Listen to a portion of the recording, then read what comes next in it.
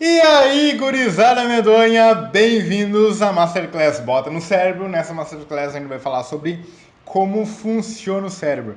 Eu espero que vocês desfrutem da aula, então, aprendam um pouquinho mais sobre como funciona o cérebro e dessa forma a gente consiga desenvolver cada vez mais a potencialidade que tu tem aí, que por não saber como tu funciona, tu muitas vezes vive no piloto automático e a gente vai falar mais sobre isso daqui pra frente.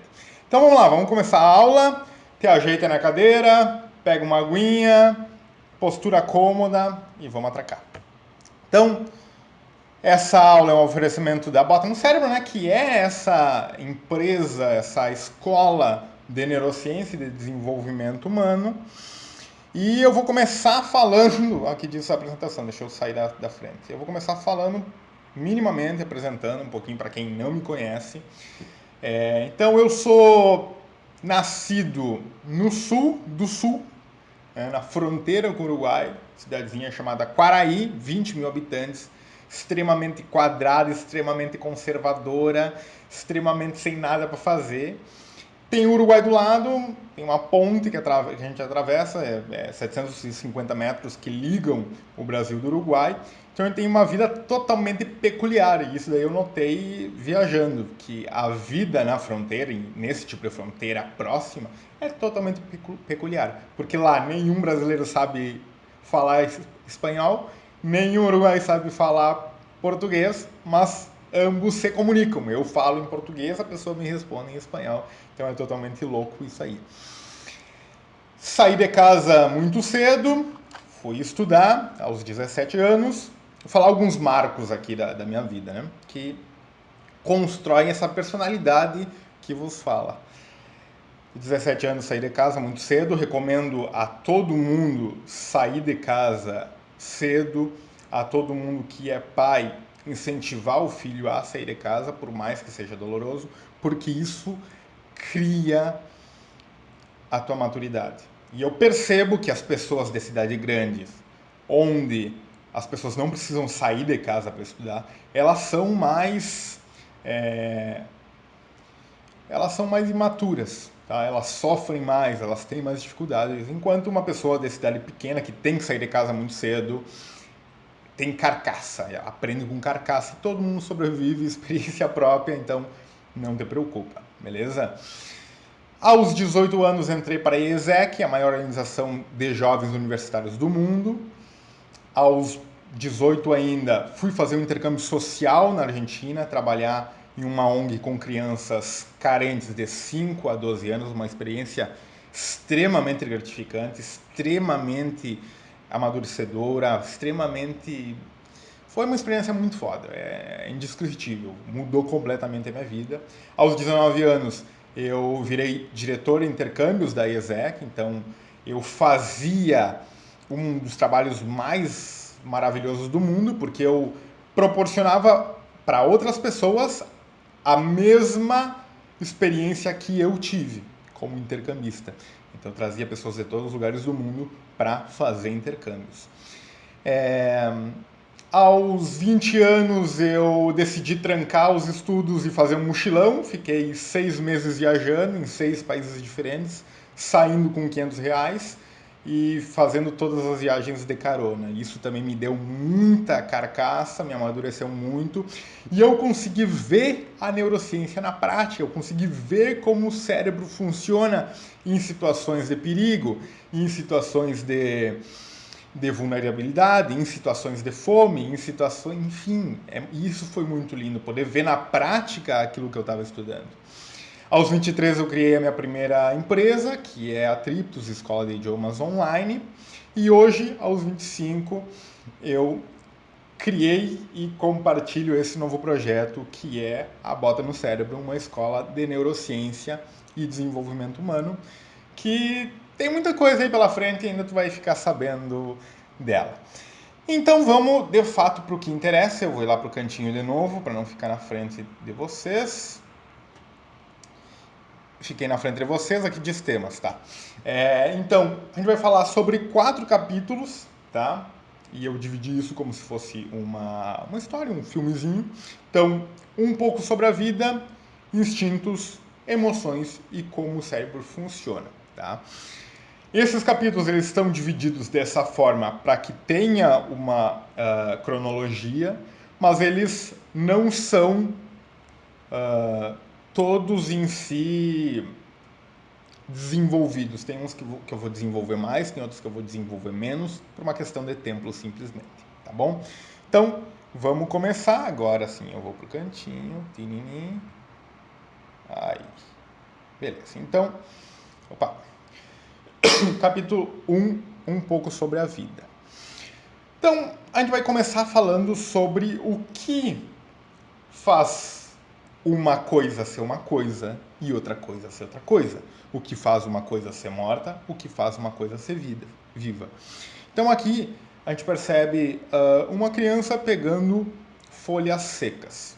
E qual é a diferença da criança para as folhas secas?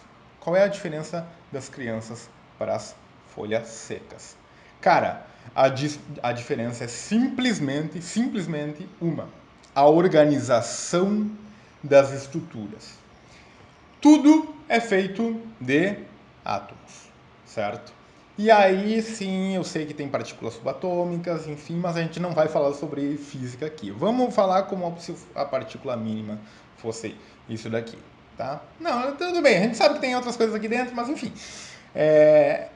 Átomos. Então, o que diferencia a criança da folha seca é simplesmente como o código dessa organização foi montado. Tá? O que diferencia uma criança de um sapo é simplesmente o código genético que está dentro das células.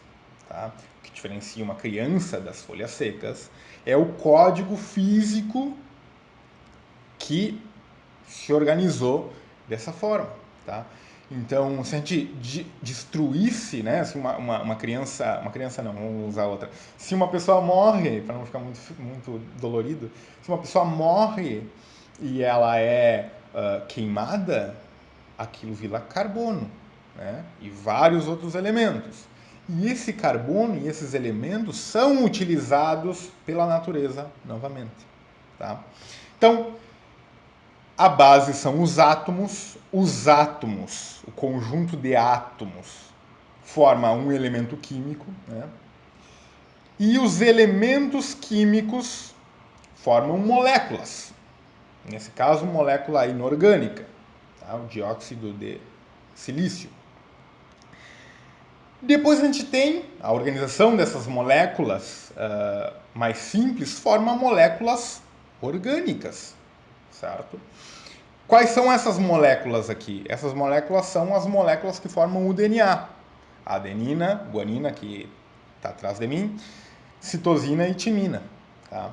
Então, essas moléculas vão criar o DNA, certo? Tudo é uma questão de organização. Tudo é uma questão de organização.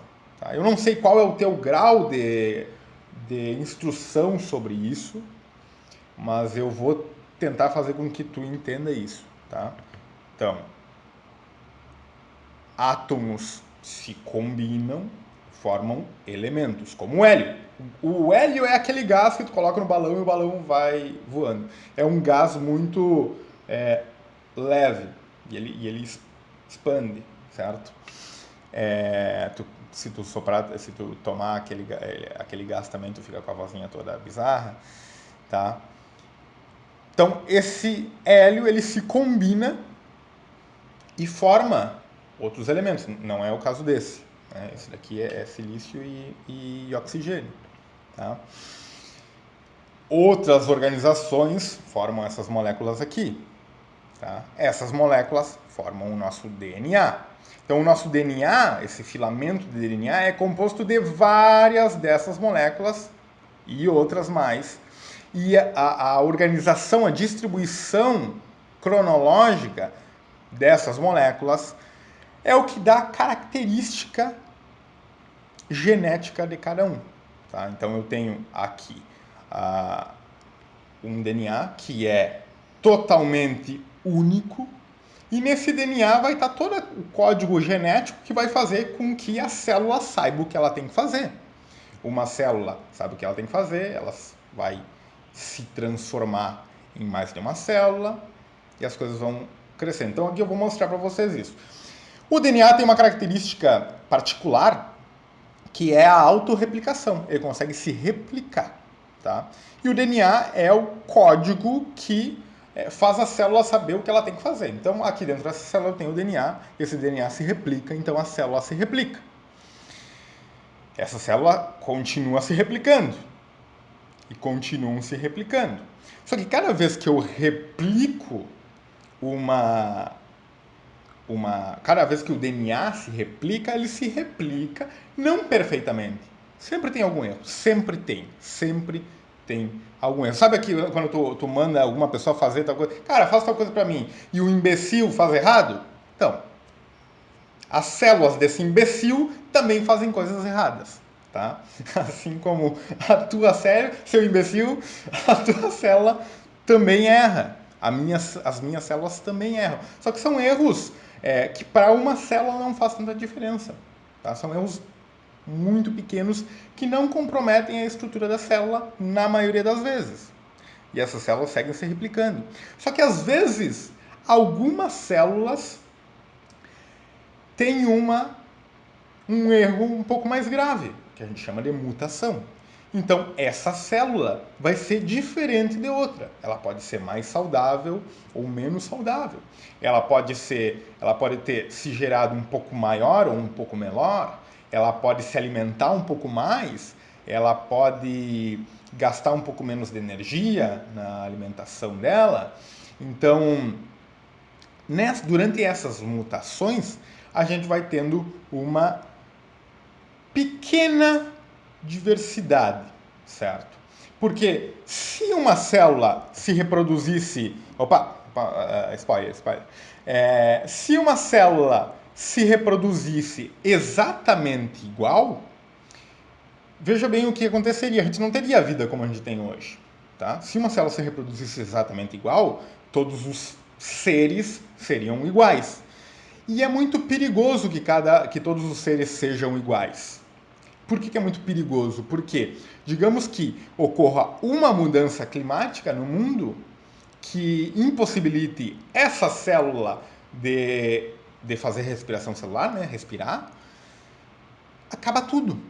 Acaba tudo. Então, essas mutações, de certa forma, são importantes para diversificar um pouco a vida. Né? Porque se surge uma célula que é um pouquinho mais maleável em relação à comida, ela alimenta e extrai mais benefício do mesmo alimento que a célula 1, essa célula tem uma vantagenzinha, beleza? Só que só se duplicando, ainda assim a gente tem muita particularidade, ainda são a mesma espécie de células. Digamos que surja qualquer mudança, sei lá, surgiram outras células de outro lugar e essas células se juntaram com as primeiras células que surgiram aqui. Surgiram umas células aqui nesse laguinho e outras no outro laguinho. Se aquelas células vêm de lá e essas são células parasitas, elas acabam com toda essa espécie. Porque essa espécie ela não tem muita proteção, né, contra isso daqui. Agora, se isso daqui é um conjunto de diferentes organismos, essa outra população vai atacar, mas não vai extinguir com todos, porque alguns vão ser resistentes. Mas enfim, ainda a replicação de uma célula ainda não gera tanta proteção para o ecossistema vivo, né? Para a vida. Né? A vida precisa de mais.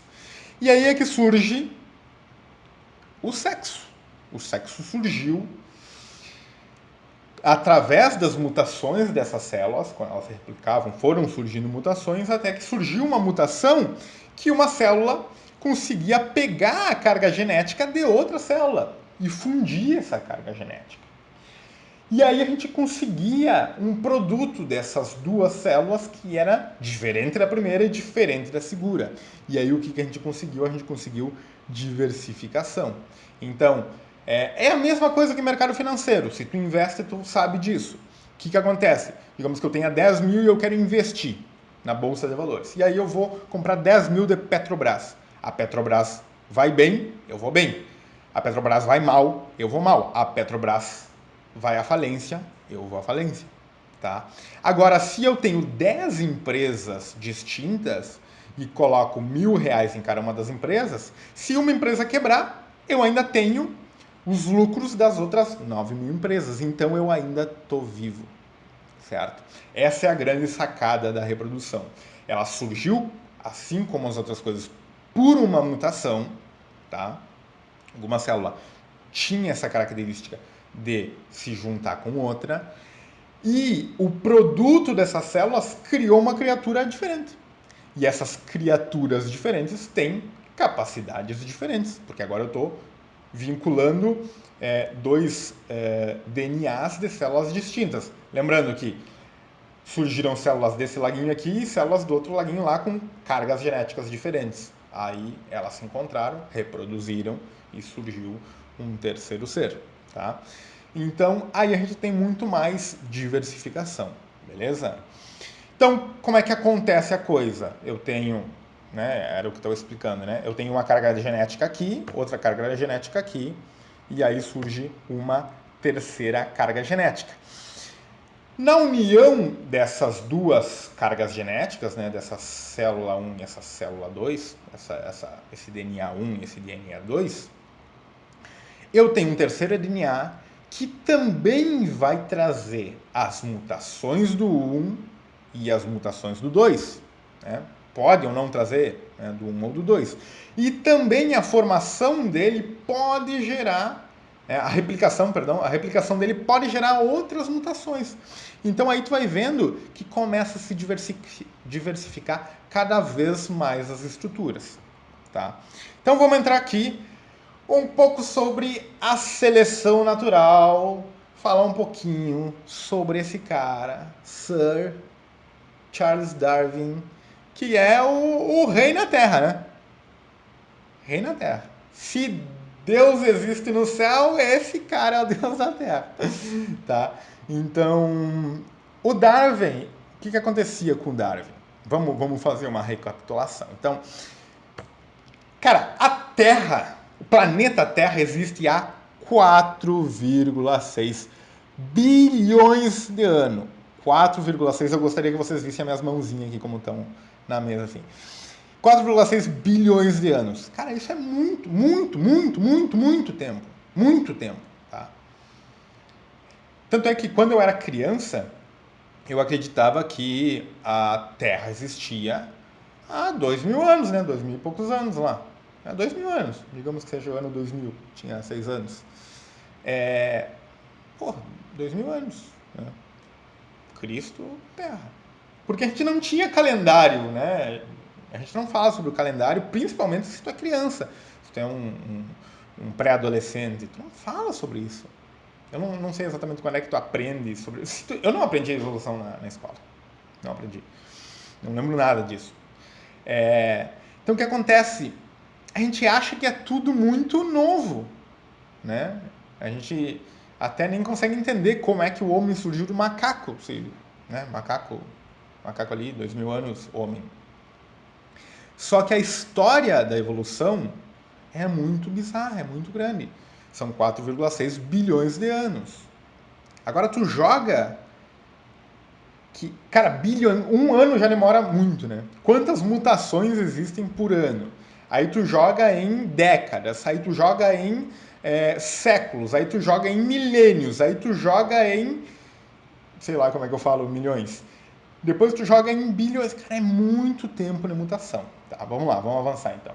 Então aqui a gente tem um cronograma de espécies. Então, a Terra surgiu, se formou há 4,6 bilhões de anos. Então, depois de 500 milhões de anos, surgiram as primeiras células simples, aquelas lá que eu mostrei no começo. bilhão de anos depois, muito tempo depois, surgiu a fotossíntese, né? Surgiram a característica de alimentação das plantas, tá? A característica, não são as plantas. Surgiu a fotossíntese, tá? Depois, 1 bilhão de anos depois, muito tempo depois, surgiram as células mais complexas. E aí vamos avançar um pouco mais rápido. Mais 1 bilhão, a vida multicelular, quase arranquei meu óculos, pois os artrópodes, os animais complexos, há 550 milhões de anos, os peixes há 500 milhões de anos. Isso é muito tempo, gente. Muito tempo. Os insetos há 400 milhões de anos. Insetos há 400 milhões de anos. Respeite os insetos são muito mais velhos que vocês. Anfíbios, répteis, os dinossauros, 230 milhões de anos. Tá? Os mamíferos, há 200 milhões de anos. E os humanos modernos, Homo sapiens sapiens, aproximadamente 300 mil anos. 300 mil anos. E aí, se tu parar para pensar um pouco do Homo sapiens sapiens, aquele homem da caverna, e nós, cara, tem tanta diferença? Não tem tanta diferença biológica. Tá? Tem muita diferença cultural. Mas essa diferença cultural veio por causa da linguagem. Com a linguagem a gente conseguiu estabelecer algo muito interessante, que é a memória além da memória. Né? A gente consegue ter escrituras, a gente consegue ter livros, a gente consegue ter informação gravada que não precisa estar na nossa cabeça. Antes da linguagem, tu nascia, tu aprendia aquelas coisas, tu morria, e a próxima pessoa nascia e tinha que aprender aquelas coisas também. A informação não era passada adiante. Hoje em dia ela é passada adiante. Tá? E é isso que deu esse boom de desenvolvimento. Mas biologicamente, a gente tem um pouquinho menos de pelo, a gente tem os dentinhos um pouco mais redondos, a gente tem o cérebro mais ou menos igual. Tá? Obviamente tem mudanças, são 300 mil anos, né? Não são 300 horas. Mas, ainda assim, são estruturas bem parecidas. O que eu quero te dizer com isso? Que a evolução demanda tempo. Tá? A gente acha que a gente vai mudar o mundo do dia para a noite. Mudanças levam tempo. E aí a gente vai entrar, então, um pouco na evolução. E a gente vai falar sobre... Primeiro eu vou te fazer uma pergunta. Que provavelmente tu vai errar. Se eu te perguntar assim, cara, o que é evolução? O que tu me diria? O que é evolução? Provavelmente tu vai me dizer assim, aquilo que a gente está usando a gente mantém, aquilo que a gente não usa padece. Tá? Então, tu vai me dizer assim, se eu te perguntar, por que a gente vai perder o siso? Aí tu vai me dizer assim, porque a gente não usa mais. A gente não usa mais, então o siso não vai ser passado para a próxima geração. Tá? Só que isso não faz sentido nenhum. E aí, para te explicar por que isso não faz sentido, vamos falar de Lamarck. Lamarck foi o primeiro cara a falar sobre evolução. Esse cara, para a gente entender o cérebro, a gente precisa entender a evolução e a biologia. Então, o Lamarck falava o seguinte, antigamente existiam girafas com pescoço curto. Né? Era um animal antecessor à girafa. Né? Sempre tem um animal antecessor. A gente tem fósseis deles e por isso que a gente sabe que existia um animal diferente que era o antecessor da girafa. Esse animal, essa girafa, tinha pescoço curto. E aí o Lamarck explicou por que a girafa cresceu o pescoço. Tá? E aí o que o Lamarck dizia? Então o Lamarck ele dizia assim, cara, a girafa ela precisa comer em árvores altas. Então, com o passar do tempo, a girafa esticando o pescoço para tentar achar comida, a girafa ela crescia um pouco o pescoço. Aí ela reproduzia, o filhote dela nascia com esse crescimento de pescoço, e aí ela ainda esticava o pescoço durante toda a vida, crescia um pouquinho, reproduzia, nascia uma criança agora com o pescoço um pouquinho mais maior, tá ótimo, português, é aula de biologia. E aí, com o passar das gerações, o pescoço foi crescendo, tá? Mas isso não faz sentido nenhum. Por que não faz sentido nenhum? Digamos que agora eu vire maromba. Vou virar maromba, tô boladão, Giovanni boladão, e aí eu tenho um filho. Meu filho nasce boladão? Não nasce boladão.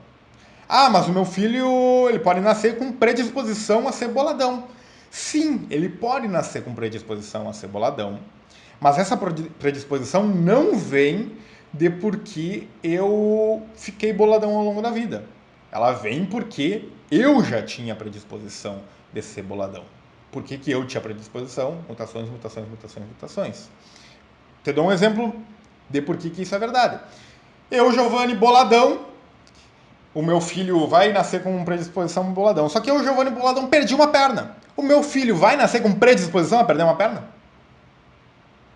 Te convenci, né? Te convenci. Esse argumento é fatal. Então, não. Ele não vai nascer com essa predisposição. O que acontece, então? Eu vou te explicar qual é o pensamento de Darwin e como é que como a seleção natural explica a evolução hoje em dia. A gente já deu uma olhadinha, mas vamos ver aqui para ficar um pouco mais visível. Então eu tenho esse gramado aqui com esses gafanhotinhos, eu vou vir para esse lado aqui. Então tem um gramado verde com esses gafanhotinhos, beleza? Cara, a gente sabe que a maioria dos gafanhotos são verdes, né? A maioria que, pelo menos eu via na minha infância, eram verdes, tá? O que acontece? Digamos que uma espécie invasora desses gafanhotinhos apareça. Né? Então ela é uma espécie invasora, veio de outro lugar. E esses gafanhotos dessa espécie invasora, eles são mais marronzinho, mais vermelhinho. Né? Você já deve ter visto algum gafanhoto marrom também.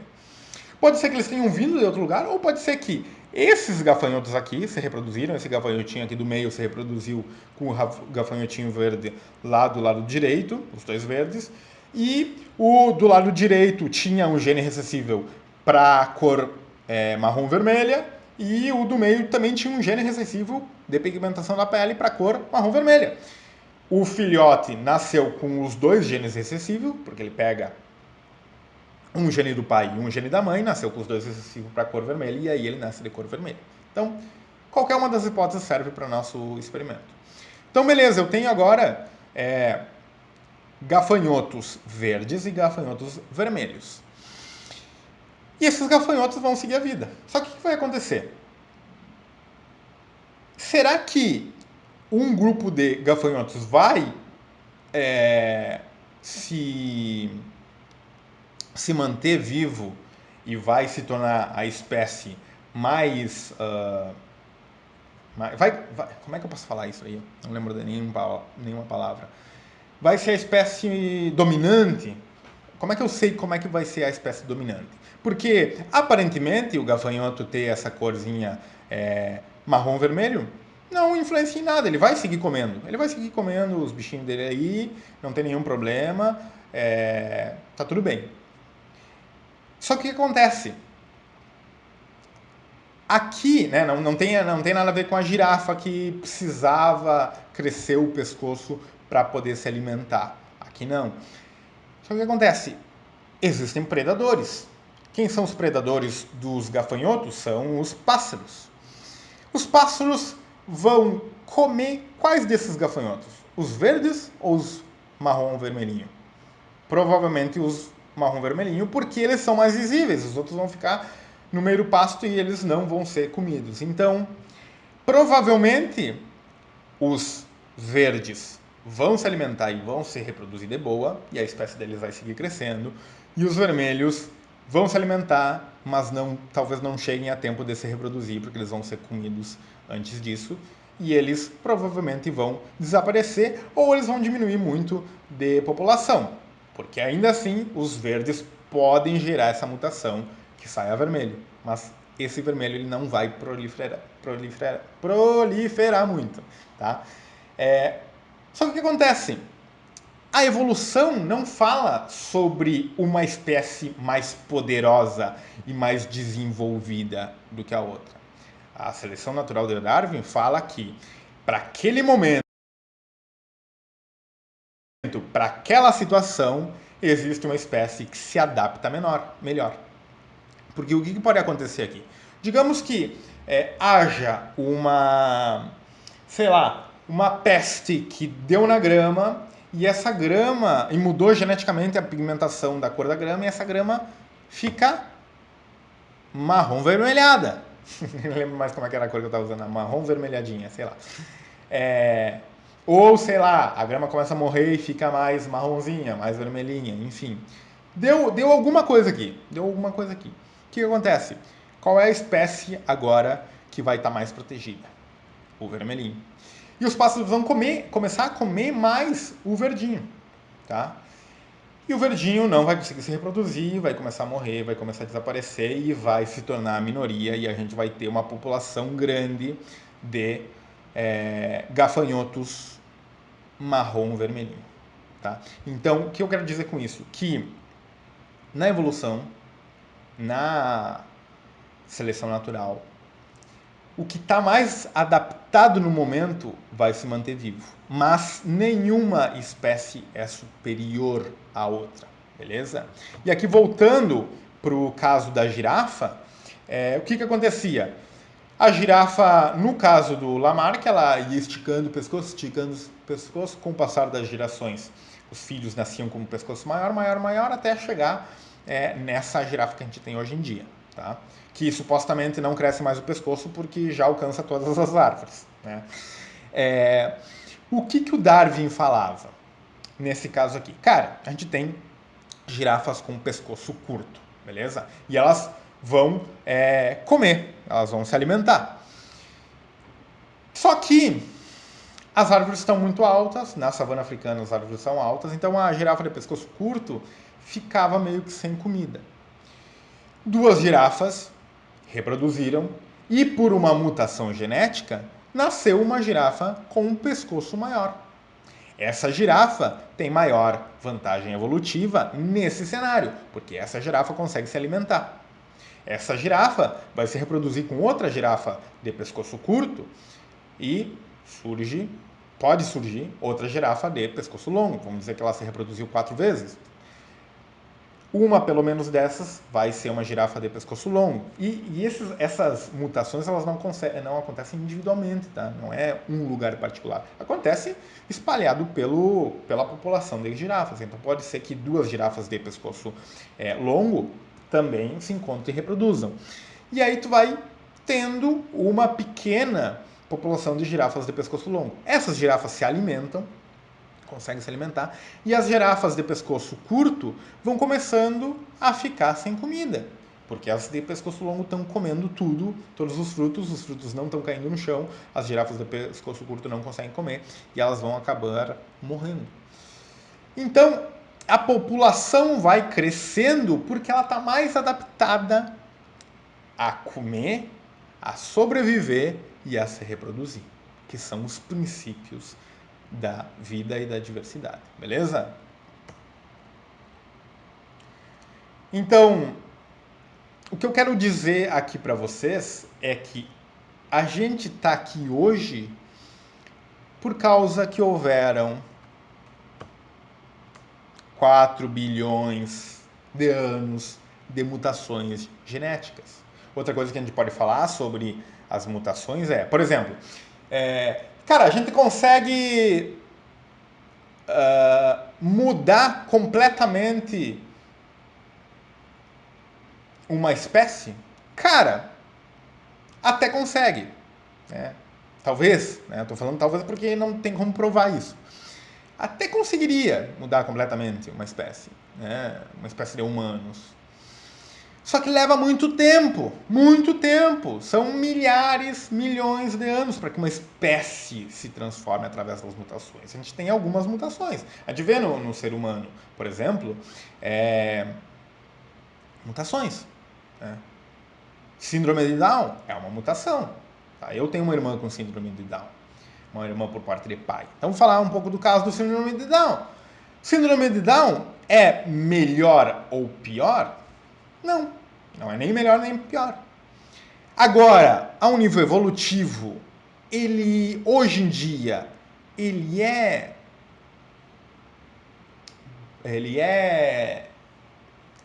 adaptável?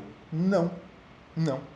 Se não existisse essa vida em comunidade que a gente tem, provavelmente não existiria mais síndrome de Down, porque todos eles teriam morrido.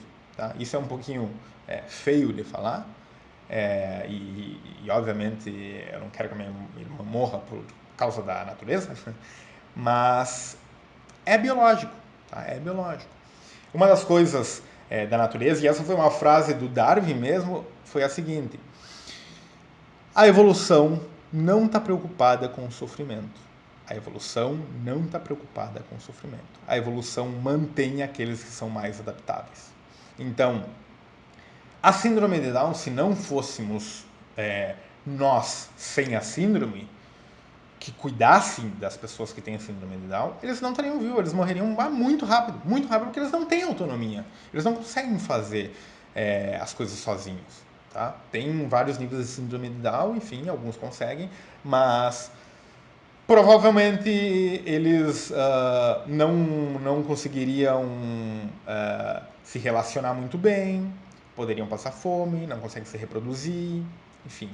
Tá? Então a síndrome de Down existe porque duas pessoas sem a síndrome possuem o gene recessivo da síndrome e eles se reproduzem e o filhote, o filho, vai nascer com esses dois genes da síndrome, então ele tem a síndrome, né? Com essa mutação, né? Não gene, é mutação, que é cromossomo. Ele nasce com uma falta, na verdade, né? Tá, enfim, não vamos entrar na questão de como é que é a síndrome de Down. Beleza.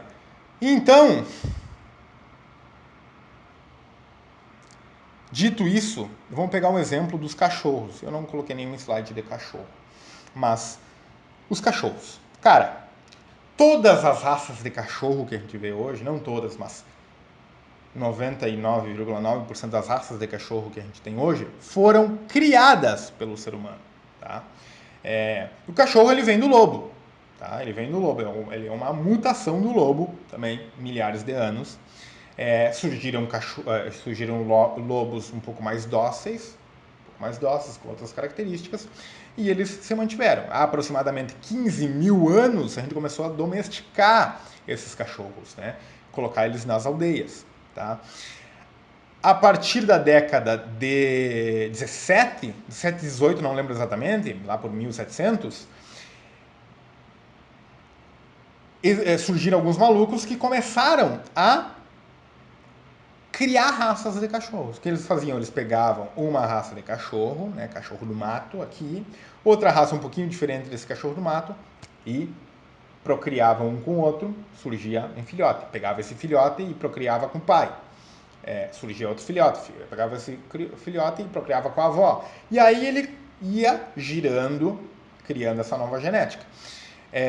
Com o passar das gerações, digamos que eu peguei uma espécie de cachorro que é branco com um olho azul, e outro cachorro que é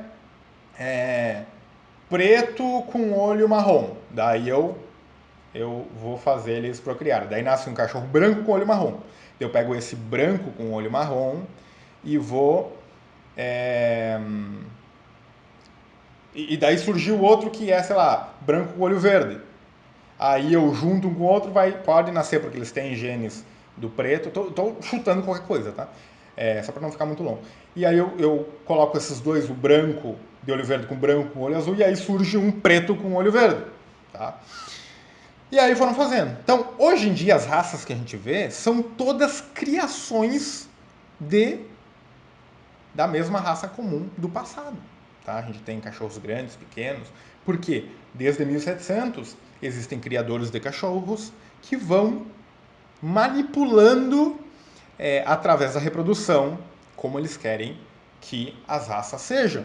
Assim como tem cavalos de raça também, a mesma coisa. Então, eu conseguiria transformar um cachorro quadrúpede em um ser bípede, andar paradinho? Cara, pode ser que sim, só que não dá tempo.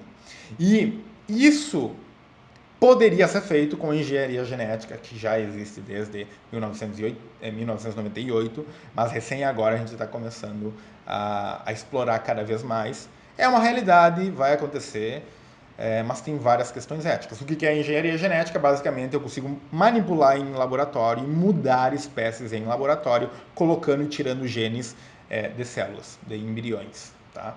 E aí eu poderia avançar muito mais rápido. Tem pessoas fazendo isso com cachorros. Eu consigo avançar muito mais rápido uma espécie. Tá? E aí eu não preciso ter todo esse tempo de reprodução. Eu consigo mudar o gene e muda completamente aquele ser. Beleza? Vamos avançar então. A gente vai falar agora dos instintos. E aí, falando dos instintos, a gente vai entrar. Depois a gente vai ver por que. Eu vou deixar mais pro final. Acompanha aí que tu vai entender. Deixa eu tomar um golinho d'água.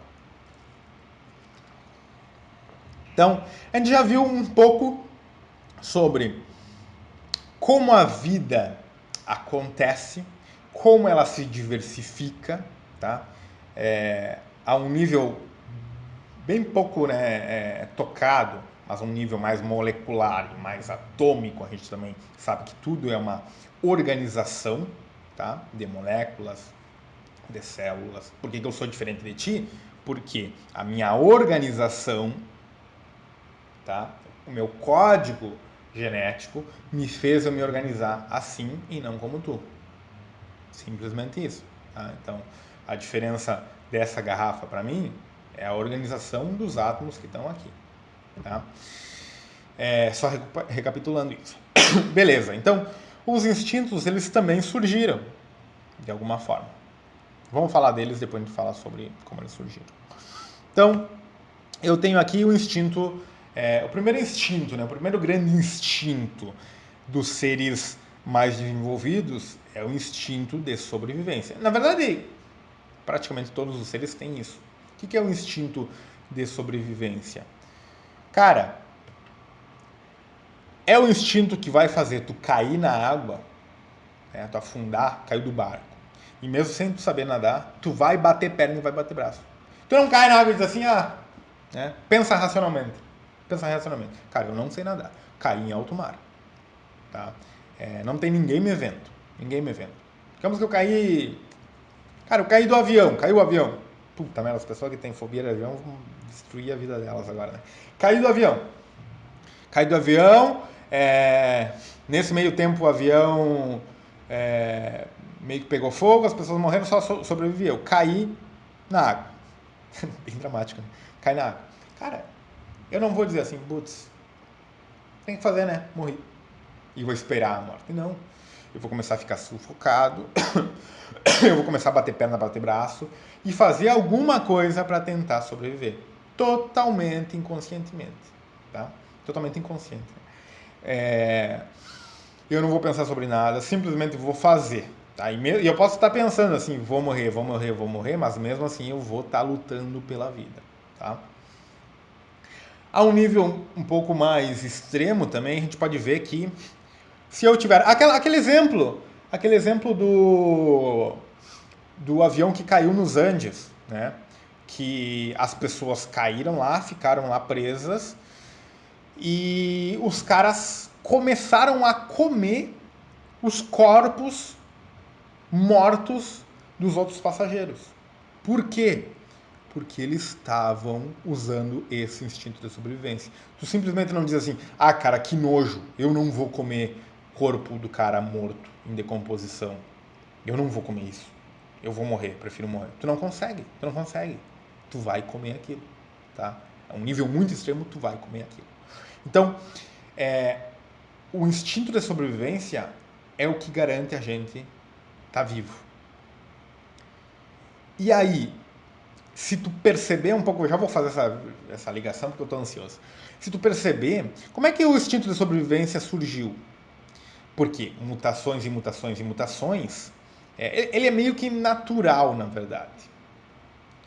Mas, através de mutações, a gente desenvolveu, surgiu algum ser que possui a capacidade de ter ferramentas que façam eu ter uma resposta para me manter vivo, e essas ferramentas são poderosas, porque eu vou ter mais chances de sobreviver em comparação a outro ser que não tem essas ferramentas. Digamos que, vamos falar de pessoas, nasceu uma pessoa com medo, ela possui medo, ela sente medo das coisas e sente dor pelas coisas, e nasceu outra pessoa que não possui medo e não possui dor. Tá? Mutação. Existem pessoas sem dor. Quem é mais provável que sobreviva na natureza? Eu ou a outra pessoa? Essa pessoa, uma ou outra pessoa? Cara, eu. Então, é mais provável que eu vá sobreviver porque eu sei me cuidar. E eu tenho dor e tenho medo, né? Tenho dor e sei o que é bom e o que é ruim, e eu vá reproduzir do que aquela outra pessoa, que não sente nada e provavelmente ela, sei lá, ela esteja se queimando e morra queimada porque ela não percebeu, tá?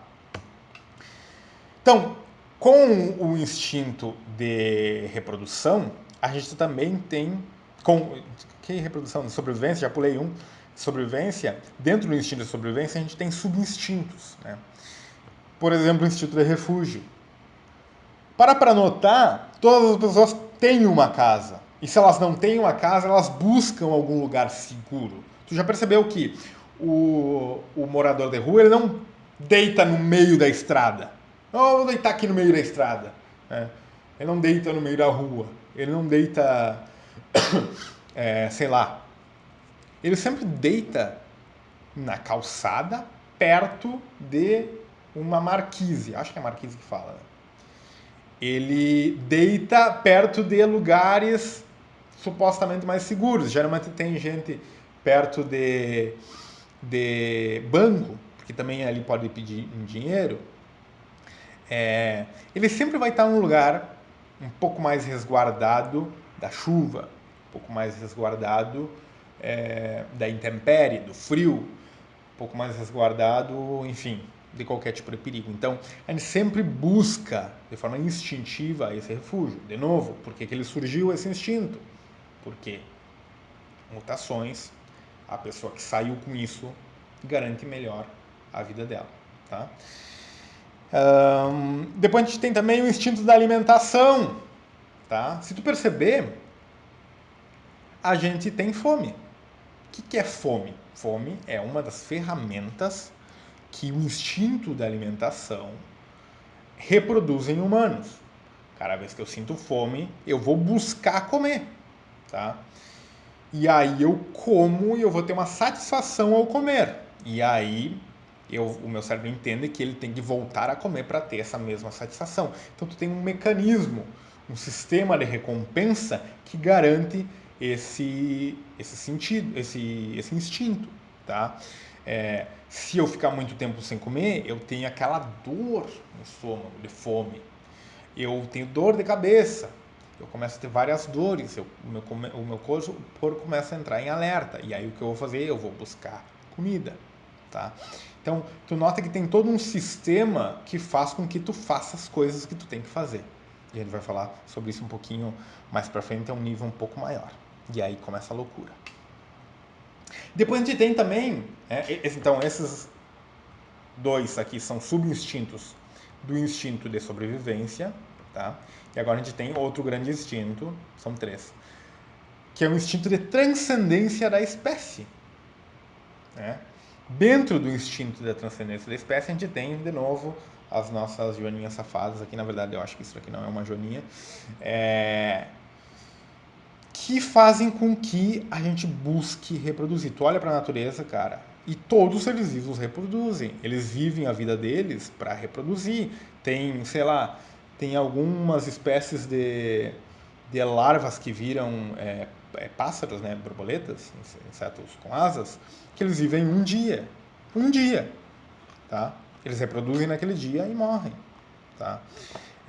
Então, a vida se baseia muito em se alimentar ficar fortinho e reproduzir.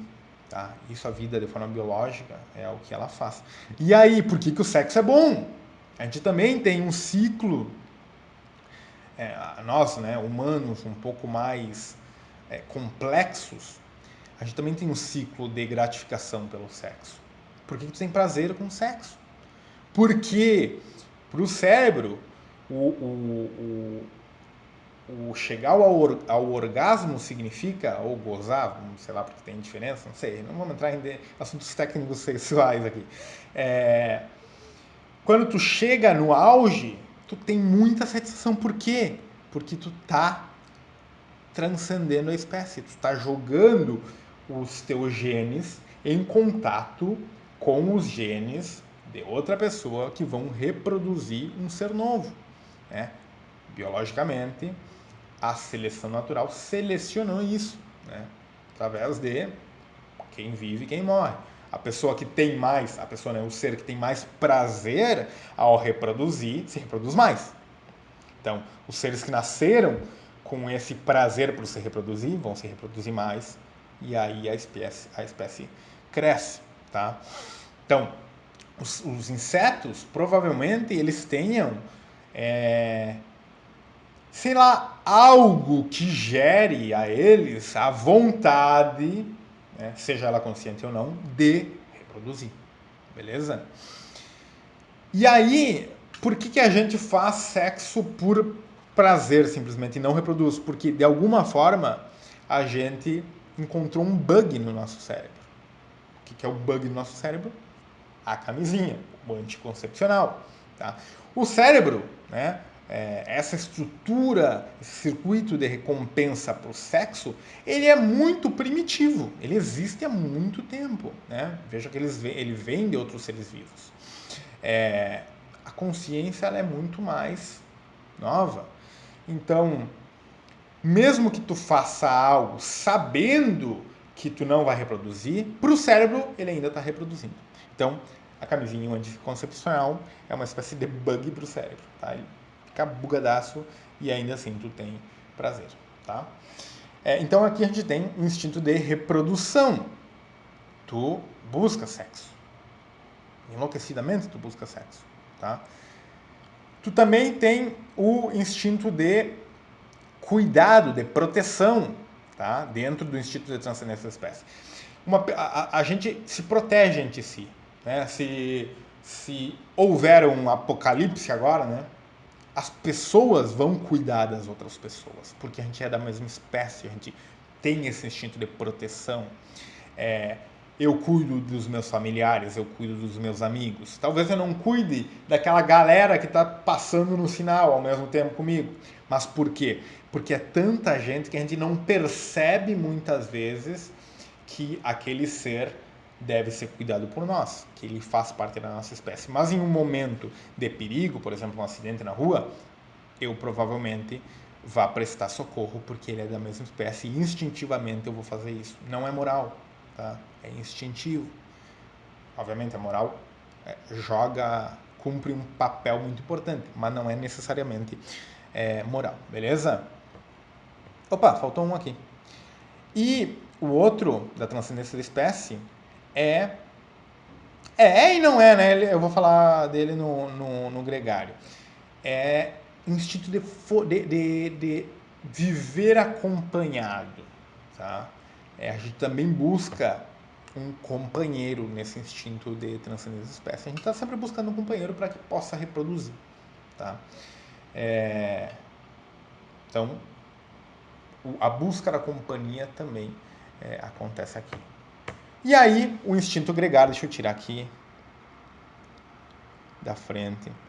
O instinto gregário. O que é um instinto gregário? Instinto de vivência em grupos. Tá? Se alguém quiser me dar algum desses bustos aqui, pode me dar, tá? Eu não sou muito fã do... Eu não vou falar para não criar polêmica. Vou criar polêmica. Eu não sou muito fã do Freud, tá? Então pode me dar outro. Pode dar o do Darwin. Do Darwin seria legal, hein? Pode me dar isso daí. Manda aí, vou deixar aqui o meu endereço. Tá. Vamos lá. Então, instinto gregário, instinto de vivência em grupos. Cara, é instintivo criar família. Olha para o mundo, quantas pessoas têm família? Quantas pessoas buscam família? Né? Então, instinto de viver em grupos e viver em família, tá? Pertencer a tribos, tá? Pertencer a tribos, tu busca pertencer a uma tribo. Quando tu encontra pessoas que gostam das mesmas coisas que tu, que ouvem as mesmas músicas que tu vai para essa galera, né? Se eu gosto de rock, eu vou para lugares de rock e eu vou encontrar pessoas que gostam de rock e eu vou me relacionar com essas pessoas, tá? Se eu gosto de ciência, eu vou buscar pessoas que gostam de ciência. Então, a gente vive em grupos, tá? Há muito tempo a gente vive em grupos. E a gente vive em sociedade também. Não sei se tu parou para pensar, mas a gente só se manteve vivo até hoje por causa dessa coisa que a gente acha uma desgraça, que é a sociedade. Porque se a gente não vivesse em sociedade, provavelmente a gente não estaria mais vivo. Por quê? Porque é muito difícil a gente produzir tudo que a gente precisa. A gente não estaria vivo, talvez a gente até estivesse vivo, mas a gente não teria todo esse desenvolvimento que a gente tem. Desenvolvimento cultural, desenvolvimento tecnológico, porque é impossível. Se eu tenho que plantar o que eu vou comer, se eu tenho que cuidar do meu lixo, se eu tenho que, sei lá, educar os meus filhos, se eu tenho que fazer tudo sozinho, não dá. Então, na sociedade, cada um faz um pouquinho e esse pouquinho vira uma coisa bastante grande, tá? Então, por que existem os instintos?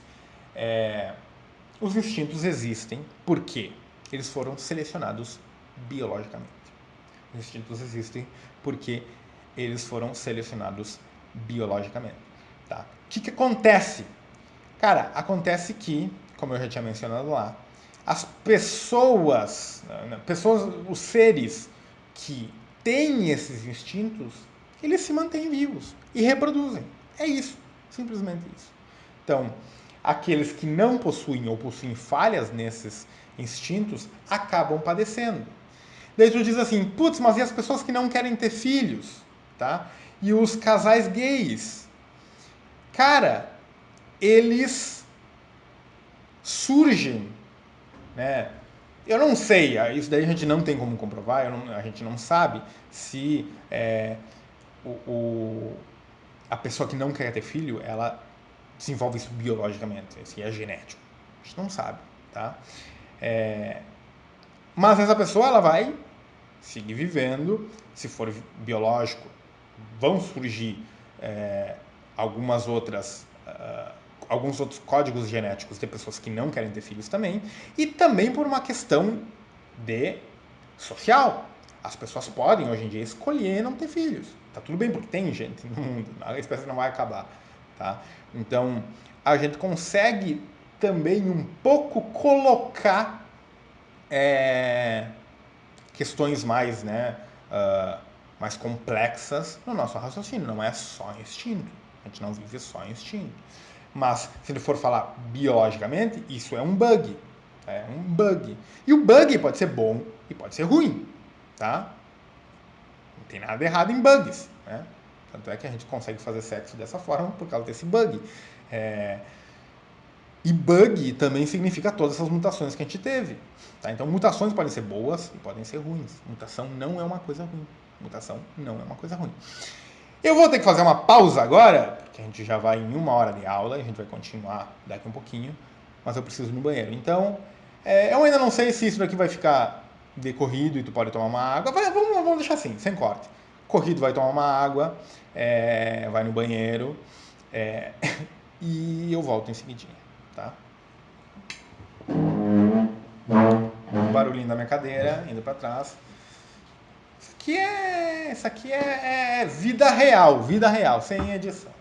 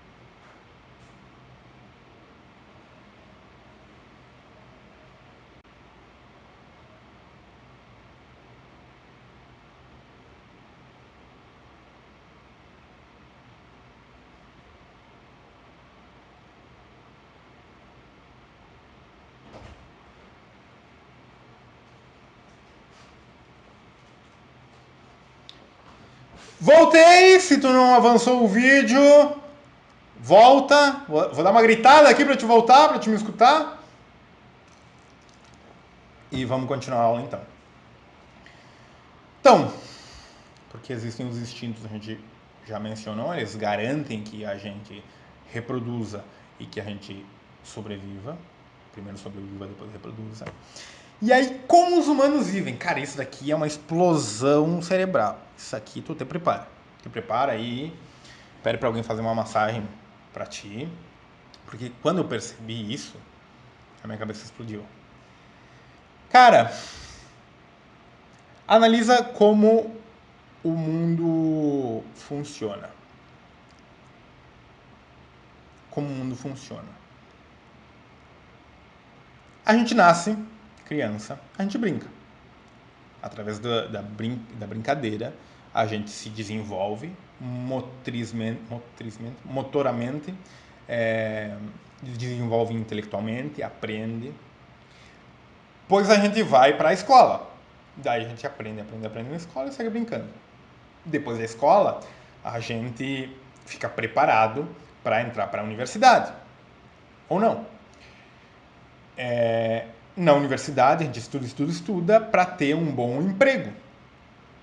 Ao longo da universidade, a gente também se relaciona bastante. E pode ser que a gente encontre um parceiro, uma parceira. E a gente vai viver com esse parceiro, com essa parceira. A gente termina a universidade e a gente começa a trabalhar. Para que trabalhar? Para ganhar dinheiro. Com esse dinheiro, a gente vai pagar a nossa alimentação, porque agora os pais não pagam mais, e vai pagar o nosso refúgio. Porque agora os pais não pagam mais.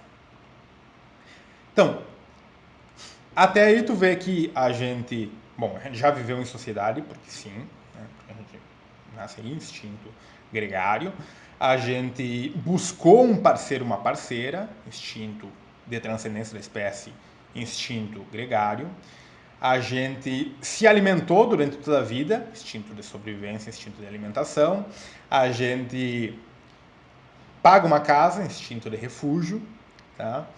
E beleza, trabalhei, gerei dinheiro, tive um filho.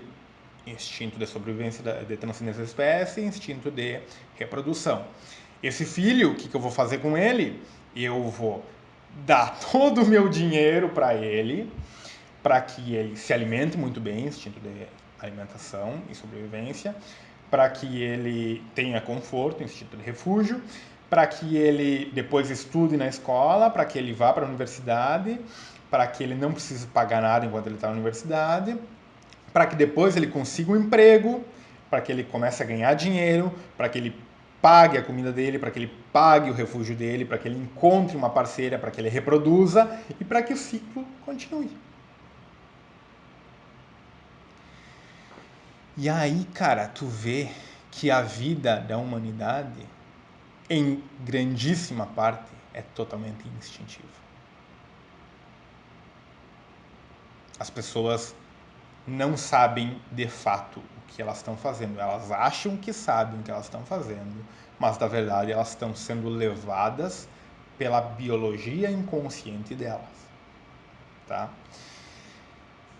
E tá tudo bem isso, tá tudo bem. Tá tudo bem. Eu só quero dizer que tu não é tão inteligente como tu imaginava. Tu não é tão inteligente como tu imaginava e a gente vai falar um pouquinho mais na frente sobre isso também. Tá? Entender que isso é assim faz com que tu entenda como tomar decisões, que decisões estão sendo mais instintivas, que decisões estão sendo mais complexas e desenvolvidas, que tu entenda que tu não necessariamente precisa viver esse ciclo, que tu entenda uma série de fatores que te faz de verdade humano. Então, tu chegar a essa conclusão de que a massa vive instintivamente é, por um lado, muito assustador e, por outro lado, muito gratificante.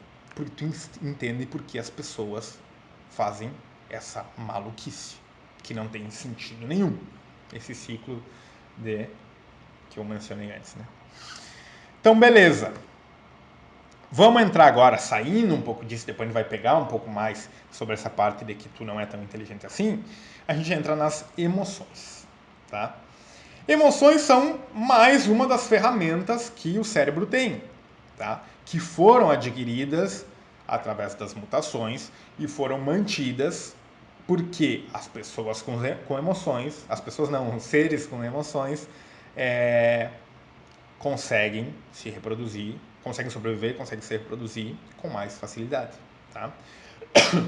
Então, o que são emoções? E a gente vai fazer o contrapeso de emoção e de sentimento, tá? Cara, pensa aqui comigo. Eu tô caminhando através, num lugar um pouco molhado, um pouco úmido, tudo mais, caminhãozinho de pé no chão. E aí, algo roça a minha perna, algo passa pela minha perna, tá? O que tu acha que tu faria? Aí que tá, tu não tem que achar nada, tu simplesmente faz. O que acontece? Primeira coisa, vai haver um câmbio, posso falar câmbio ou é espanhol câmbio? Câmbio, uma mudança fisiológica muito grande. Por quê? Primeira coisa que acontece é o cérebro vai achar que é algo perigoso, como por exemplo uma cobra, tá? Por quê? Porque biologicamente, evolutivamente, as cobras foram nossas predadoras e as pessoas que tinham ferramentas para se livrar e escapar das cobras se mantinham vivas, elas passavam isso geração atrás de geração, então a gente tem ferramentas que nos protegem de cobras. Então, algo molhadinho e escorregadiozinho tem a tendência de ser uma cobra. Então, o meu cérebro vai começar a agir, glândula pituitária vai jogar informação, neurotransmissores que fazem o meu coração acelerar mais, né? Ele liga com a suprarrenal vai mandar adrenalina para o corpo, o coração começa a bombear, então o oxigênio vai começar a ser mais produzido pelos pulmões também. Esse sangue oxigenado com adrenalina vai irradiar para todo o meu corpo, vai chegar até as minhas pernas, vai criar uma possibilidade, né? Além de oxigênio, meu sangue está cheio de nutrientes, vai criar uma possibilidade de eu mover a minha perna, e aí a primeira coisa que eu faço é tirar a perna. Eu dou aquele né? Ao mesmo tempo que isso acontece, a minha pele fica toda arrepiada, tá? Sobe um negocinho aqui no estômago, né? Dá aquela enrugada no estômago. E tudo isso acontece ao mesmo tempo que eu estou tirando a perna, tá? Tudo isso foi um movimento fisiológico, automático, inconsciente. Tu não teve nenhum controle disso e isso aconteceu na metade de um piscar de olhos, tá? 125 milissegundos. Tudo isso é o que a gente chama de emoção. A emoção é um gatilho para ação, tá? O negócio tocou a minha perna, a informação, né, do toque sobe pela minha perna, através dos neurônios sensitivos, chega até a minha medula, na medula ela cruza para o outro lado e sobe até o meu cérebro, meu hemisfério esquerdo, né? Se caso o negócio tenha tocado no lado direito. Isso é processado de uma forma muito mais rápida, tá? Não vou entrar muito a fundo nisso, porque não é necessário. É processado de uma forma muito rápida e esse é identificado como um gatilho para uma ação da emoção. A gente tem alguns tipos de emoção. Estuda-se e estima-se que 6 universais. Então, eu realizei essa ação de tirar o pé. Somente depois de já ter ficado arrepiado, com o estômago enrugado, com a respiração um pouco mais ofegante, ter tirado o pé, é que eu vou processar o que está acontecendo de fato e eu vou ser consciente do que está acontecendo. Antes disso, foi tudo inconsciente. Tá? E aí eu vou olhar para o chão, vou ver que na verdade não era uma cobra, era um galho de árvore molhado. E aí, em 500 milissegundos, 2 piscar de olhos, eu vou começar a processar de forma consciente. Então, 2 piscar de olhos, eu vou dar aquele... Ou seja, eu já percebi que aquilo não era uma cobra e não tenho risco de vida. Depois que isso acontece, aí é que entra o sentimento. O sentimento é a consciência de todo o processo fisiológico, toda a mudança hormonal, de neurotransmissores, de frequência cardíaca, de pressão arterial que aconteceu. E aí eu dou um nome para tudo isso, que é, nesse caso, susto. Levei um susto. Tá? Isso é um susto. Então, quando eu dou uma nomenclatura para a emoção, ela se torna sentimento. Então, o sentimento é aquilo que eu consigo pensar sobre. Quando eu digo, eu fiquei com medo, então aconteceu algo prévio, que é a emoção, que é o processo fisiológico que tu não tem controle, e depois entra o sentimento. Quando entra o sentimento, aí tu passa a ter algo de controle sobre o que vinha acontecendo, porque tu pode dizer assim, peraí, emoção, pode frear, tá? Dependendo se essa emoção for muito forte ou não tanto. Nesse caso, ela não é tão forte, né? Não é nada que gera muito perigo. Agora, se for um leão, provavelmente eu vá agir pelas emoções e pelos instintos e eu não vou ficar pensando, putz, o leão tá vindo a 350 metros por segundo. Tá vindo rápido. Eu vou, se eu correr a 10 quilômetros por hora à esquerda, não dá tempo de fazer isso. Né? Então, os meus instintos e as minhas emoções vão me dar a resposta que eu preciso para fugir daquilo lá. Beleza? Então, emoção é o processo inconsciente, automático, instintivo de certa forma. Sentimento é a consciência daquilo que já aconteceu. Tá? Por que eu estou falando isso?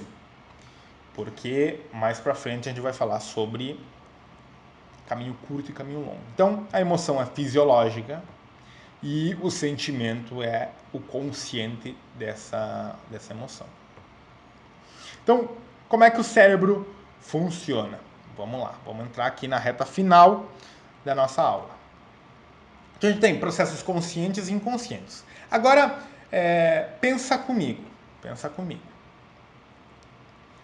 Em uma questão evolutiva. Tá? Vamos dizer que tem um fotógrafo profissional e eu, que sou um cara que comprei uma câmera, devo fazer o quê? Uns 4 meses. Tá? Quem é o cara que é mais especialista, é mais rápido, faz as coisas de melhor forma? Sou eu ou é o fotógrafo? Quem é o cara que consegue tirar 10 fotos melhores e mais rápidas? Eu ou o fotógrafo? O fotógrafo. Por quê? Porque o fotógrafo faz 10 anos que ele faz isso. Faz 10 anos que ele faz isso.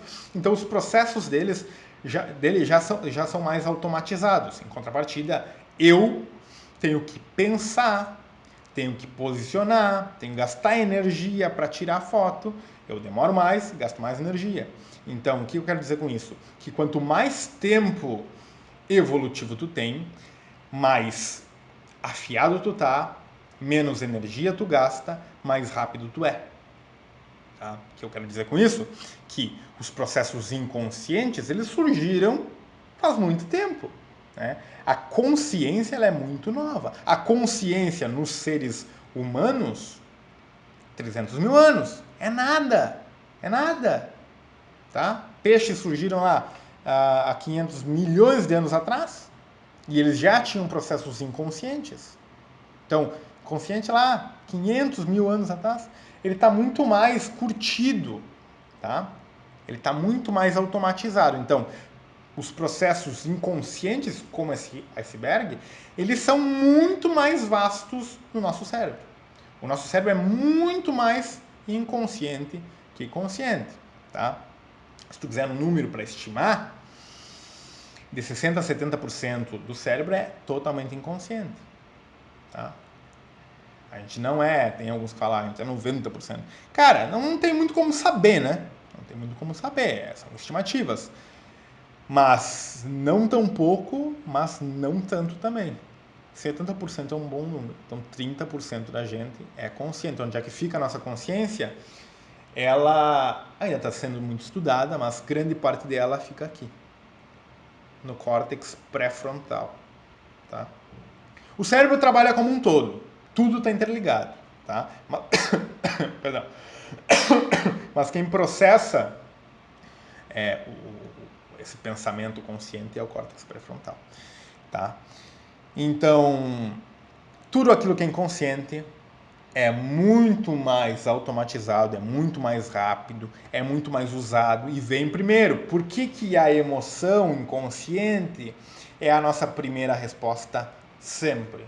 Porque ela já está automatizada, ela já tem muito mais tempo na pista do que os nossos processos racionais, beleza?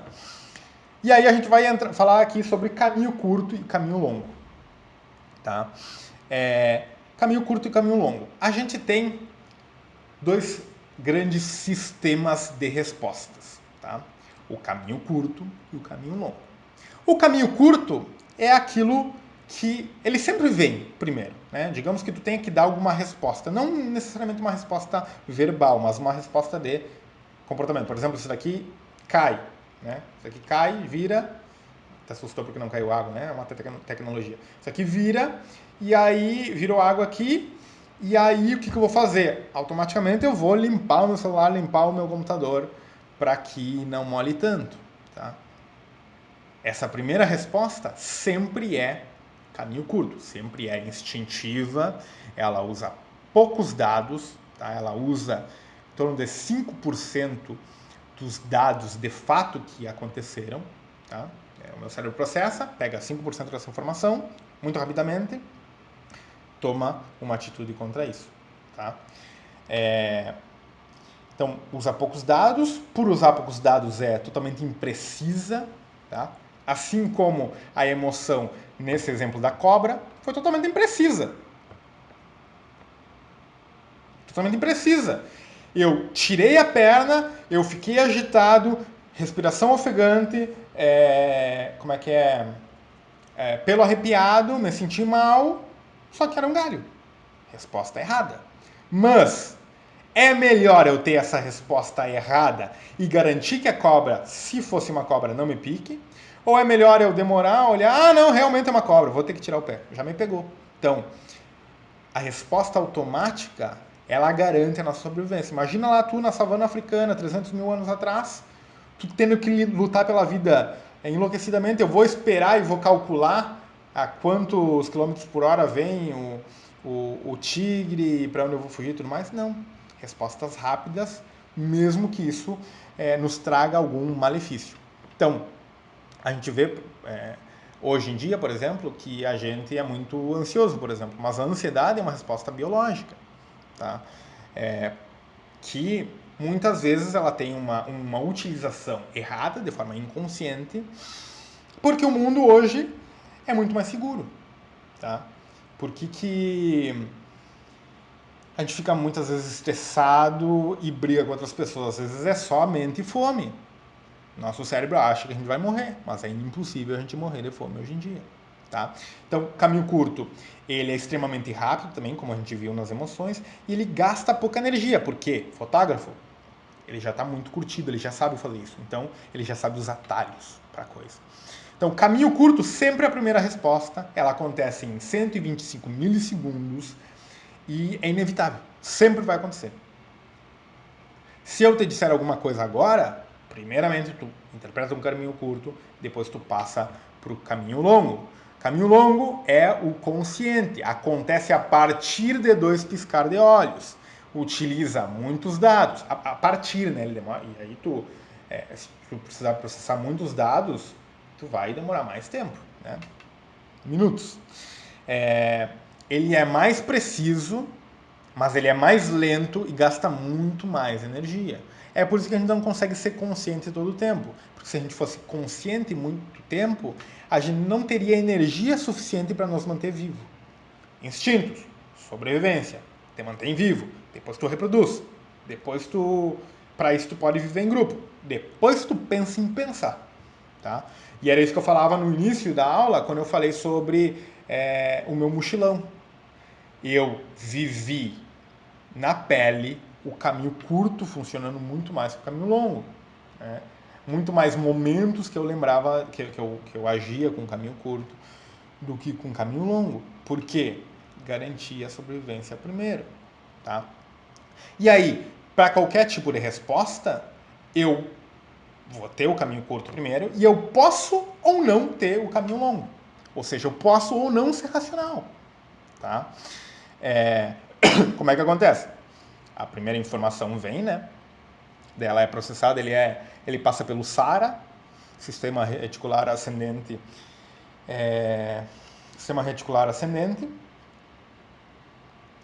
e aí ele é peneirado, a gente pega poucas informações, responde de forma impulsiva, beleza?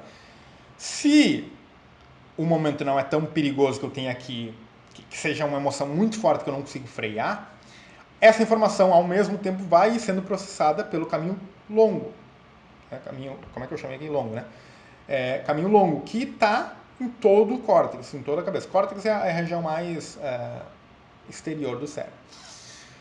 E aí eu começo a processar aquilo lá, e aí existe um núcleo que se chama córtex órbito frontal, mais ou menos por aqui, que ele vai dizer assim para o caminho curto, pode ou não dizer, cara, segura aí, deixa comigo que agora a gente resolve. E aí a informação do caminho longo vai ser a que vai dar a resposta de fato para o corpo. Em um ambiente de não tanto estresse, como o exemplo do galho, o órbito frontal vai interromper, né, aquela movimentação de guerra do corpo e vai dizer, não, beleza, aqui, agora eu tomo o controle aqui, vamos seguir a vida.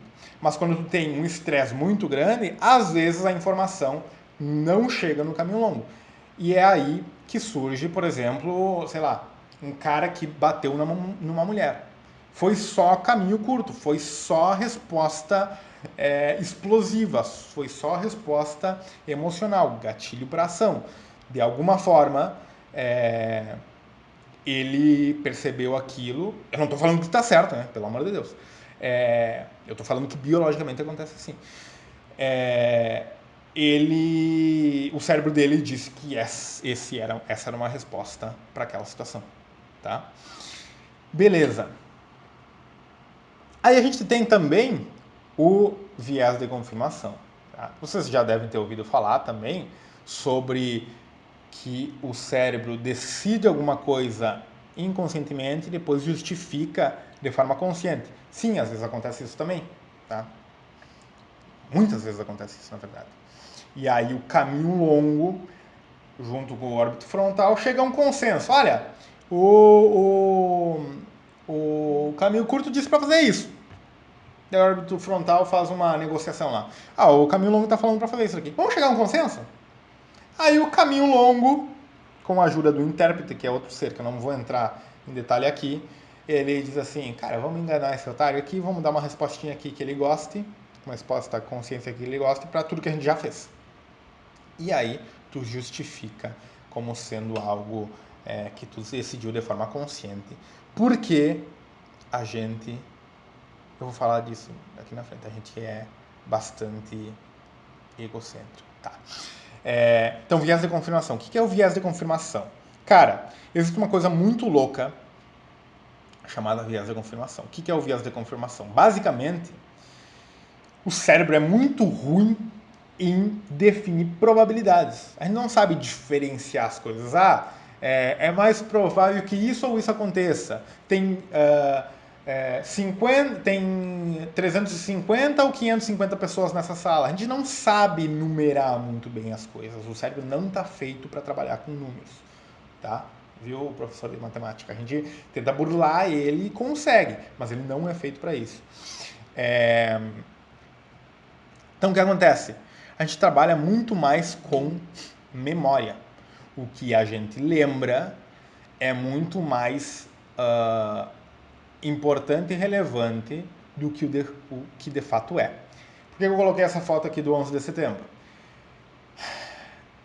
Estudos feitos nos Estados Unidos perguntavam para as pessoas o que é que elas tinham mais medo. Né? Mais medo. E as pessoas respondiam em vários por cento dos casos, eu não lembro exatamente, é um estudo bem antigo, que elas tinham medo do terrorismo. Tá? A pergunta era, o que tu acha que gera mais perigo? Terrorismo. Beleza. Só que se tu for ver os números do que gera mais perigo e gera mais mortes nos Estados Unidos, o terrorismo, cara, gera quase nada de morte. Quase nada. Quase nada. É muito pouco. Muito pouco. O que gera maior morte nos Estados Unidos? Ataque do coração. Ataque do coração gera muito mais morte, 24%, do que as outras coisas. O que gera mais morte do que terrorismo? Acidentes de trânsito. Mas por que as pessoas têm medo de andar de avião e não de carro? Sendo que mortes de avião acontecem muitíssimo menos do que mortes de carro. Por quê? Assim como o terrorismo, o avião é algo que é muito, assim como o nome diz, né? Causa muito terror, causa uma emoção muito forte. Né? Um avião cai e a mídia explode. Tu escuta isso todo o tempo. Tu viu lá os caras o drama dos caras lá nos Andes comendo uns o corpo dos outros. Soou meio ruim isso, né? E isso te gera muito medo. Então, tudo que tem uma carga emocional muito grande, por uma questão evolutiva também, tu memoriza, certo? E aí tu lembra mais disso. Tu lembra mais disso. Então, se eu te perguntar assim, cara, quantos acidentes de carro tu lembra? Quantos acidentes de avião tu lembra, tu vai... Os acidentes do carro, tu vai me dizer assim, eu vi uma vez lá, tal, agora eu tava vindo, tal, eu vi um cara lá, tal, tal. Mas tu não sabe detalhar muito. Agora, se eu te perguntar quantos acidentes de avião tu lembra de alguns casos faz anos. Talvez tu não lembre de um acidente de carro que aconteceu quando tu tinha, sei lá, 11 anos, mas tu lembra do 11 de setembro. Por quê? Medo muito forte, medo muito extenso, e isso fica na tua cabeça. Isso é só um exemplo de viés de confirmação, tá? Eu posso falar sobre várias outras coisas. Por exemplo, se eu sair durante essa semana e... Digamos que eu vim morar no Rio. Vim morar no Rio. E aí eu vejo vários caras com a camisa do Fluminense. Fiquei uma semana. Na verdade, eu fui de passeio. Uma semana no Rio. De passeio. Fluminense, Fluminense, Fluminense. Mas por quê? O Fluminense tinha ganhado, tava bem, o Fluminense tinha ganhado o Brasileirão 2000 e não lembro quando que eles ganharam. Tá, beleza. Agora, outra pessoa que tava no mesmo veio na mesma situação, assim, tipo, uma semana depois, uma semana depois não, veio uma semana, não tô conseguindo falar, vamos lá, tô cansando. Uma semana a pessoa ficou aqui, só que agora o Flamengo tava bem. E o Flamengo o Flamengo não, vamos, porque o Flamengo é o maior. Em quantidade de pessoas, tá? Não briguem comigo. Botafogo. Tá? Botafogo saiu campeão. E as pessoas, eles viram mais camisetas do Botafogo. Essa pessoa aqui vai falar que tem no Rio mais torcedores do Fluminense. Essa pessoa aqui vai falar que tem mais torcedores do Botafogo. Tá? Por quê? Porque ela lembra de mais pessoas com camiseta do Fluminense. E não necessariamente porque eles ganharam, pode ser que, sei lá, eu cheguei aqui e eu comecei a ficar com uma guria que é do Fluminense. automaticamente eu vou lembrar mais do Fluminense que do Botafogo. Tá? E eu vou falar mais, eu vou prestar atenção mais nas pessoas que têm camiseta do Fluminense. Tá? É a mesma coisa quando tu quer comprar um carro novo. Tu pensa naquele carro, tu quer aquele carro. E aí tu começa a ver aquele carro. E aí tu diz, putz, começaram a... aumentou, né, a frota desse carro na minha cidade. Não, na verdade não. É só viés da confirmação. Tu lembra mais desse carro agora porque tu percebe mais esse carro. Tá? E aí, ainda em viés de confirmação, probabilidade. Cara, as pessoas acham que elas vão entrar na favela, elas vão morrer. Por quê? Porque há muito terror em momentos isolados nas favelas. Tem troca de tiro? Tem troca de tiro. Tem tráfico? Tem tráfico. É todo tempo atinge todo mundo e morre muita gente? Não. As pessoas deveriam ter muito mais medo de fast food, que mata muito mais na própria favela do que os tiros em si. Né? As pessoas deveriam ter muito mais medo do câncer na favela em si do que os tiros, porque o câncer mata muito mais. Tá? Faz sofrer muito mais, talvez. E se tu for pegar como exemplo, né, o tiro e o ataque do coração. Cara, a morte é praticamente a mesma. Deu, morreu. Tu não sente muita dor. Então, por que tu tem mais medo do tiro do que de morrer do coração? Sabe? Tu tem zero medo de morrer do coração. Geralmente, deve ter algumas pessoas que têm medo de morrer do coração. Só que tá muito mais claro, né, aspas, que tu vai morrer do coração do que tu vai morrer de um tiro. Então tu pode subir na tua água quantas vezes tu quiser. A probabilidade de que um tiro te acerte é minúscula. Só que isso pensando racionalmente. Pensando irracionalmente, tu vai entrar na favela e tu vai tomar um tiro. Tá? Porque pensa comigo, cara, quantas pessoas tem na favela? Sei lá, não sei exatamente. Mas digamos que na Rocinha deve ter 1 milhão de pessoas. Tá? 1 milhão de pessoas na Rocinha. 1 milhão de pessoas na Rocinha. Aí tem duas facções. Essas facções nem sempre trocam tiro. Em um mês, digamos que elas trocam tiro 2 vezes. Então, 15 em 15 dias. Tu vai na favela. Daí tu tem que dar sorte de ir na favela no dia que essas facções vão trocar tiro. Tem que dar sorte de que essa facção troque tiro na tua direção. Tem que dar sorte de que essa bala acerte tu e não o resto da 1 milhão de pessoas que está lá. Tem que dar sorte de que essa bala acerte tu e não um bico de luz que está... Porque é um espaço gigante, né, ao meu redor. Por que a bala, que é desse tamanho, vai passar em mim e não em outro lugar? Então, a probabilidade disso acontecer é minúscula. É mais provável que tome um tiro na favela do que num bairro nobre? É mais provável. Mas ainda assim, a probabilidade é minúscula. Tá? Minúscula. Então, o viés de confirmação também é o que dá. Escuta bem. O viés de confirmação também é o que dá, o que cria o preconceito. Tá? Então, ser preconceituoso também faz parte da nossa biologia. Tá? Por quê? O que tu acha melhor? Tu ser preconceituoso e evitar que um cara que tá vindo, um cara no escuro com uma roupa feia tá vindo atrás de ti, evitar que ele te roube, te estupre, o que quer que seja, ou tu prefere dizer assim, não, eu não sou preconceituoso, o cara tá fazendo qualquer coisa. Biologicamente, instintivamente, foda-se quem é o cara, se tá vestido bem ou mal, bem no caso, pelo viés de confirmação, tu vê muito mais pessoas má vestidas, com roupa XYZ, tal, praticando crimes. Isso é horrível. Horrível, porque nos mostram assim. Né? A gente vê assim. Mas não está errado tu ser preconceituoso, porque isso garante, de certa forma, a tua sobrevivência. Agora, tu não pode ser hiper preconceituoso. Não pode achar que todo mundo vai te roubar. Todo mundo, porque daí tu vive bitolado. E aí é uma hiperativação do teu instinto. Isso pode te causar um dano severo. Tá? Por isso que eu testo. Eu vou na favela mesmo, eu vou pedir carona mesmo, eu quero ver, eu tô tentando ver se o meu viés da confirmação tava certo, mas ele tá sempre errado. E aí, cara, lembra que eu falei aqui que tu não é tão inteligente? Tu não é tão inteligente?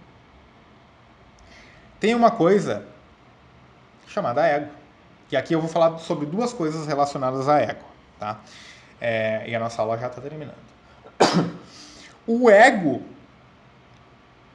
tu pode ver ele em como o ser humano vê o mundo, né? Cara, eu tô falando assim no geral, né? Me acho mais inteligente que meus pais, acho mais inteligente que a geração passada, me acho mais inteligente que meus amigos, me acho mais inteligente que né, num âmbito geral, né? A tua geração se acha mais inteligente que a geração passada. E a geração do futuro vai se achar mais inteligente que a geração passada. Assim como os meus pais acham que a geração deles é mais inteligente que a nossa geração. Que é sempre assim, a geração que tu é melhor do que as outras gerações. Só que todas as gerações pensam isso. Por quê? Porque biologicamente a gente é egocêntrico. A gente é o centro de tudo. Tanto é que a gente acreditava no passado que a Terra era o centro do universo. É egocentrismo. A gente acredita hoje que a gente é a espécie mais poderosa da Terra. Tá? Sendo que as bactérias são muito mais fodas que nós. As bactérias existem há muito mais tempo. Se cair um meteoro aqui, as bactérias vão seguir vivas, a gente vai morrer. Se acontecer qualquer mudança climática, as bactérias seguem vivas, a gente morre. As bactérias matam muita gente. Tá? As bactérias, hoje a gente tem vários tratamentos contra, mas, cara, em uma época, o que mais matava eram as bactérias. Ainda é, na verdade, ainda são as bactérias. Tá? Então, a gente acha que a gente está sozinho no universo. Dá para entender. Por quê? Dá para entender, na verdade, porque é biológico. Por quê? Cara, só tem eu aqui. Viés de confirmação, egocentrismo. Estamos sozinhos. Tá? Então, cara, a gente é a gente é muito otário. E aí eu te digo uma coisa também. Cara, tu é idiota. Tu é muito otário, tu é muito burro. E aí eu tenho certeza que tu não te sentiu bem com isso. Mesmo que eu esteja falando brincando.